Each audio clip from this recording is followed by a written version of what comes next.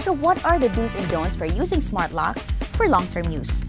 Today makakasama natin si Miss Erica of MGS para i-explain sa atin kung ano nga ba ang mga do's and don'ts. Hello Miss Erica! Hello Miss Zari! Hello mga kapitbahay! So today, didiscuss natin ang do's and don'ts for long-term use ng ating mga smart lock. So first, syempre, very low maintenance lang ating mga smart lock. So gagamit lang tayo ng towel, tapos wipe lang natin siya. Pwedeng gumamit ng alcohol.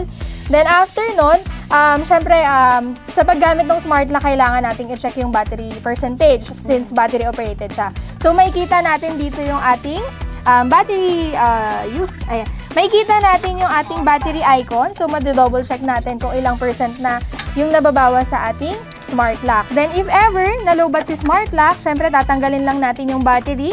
Then i-charge natin siya using Type-C charger. So ang wag lang natin gagamitan ng fast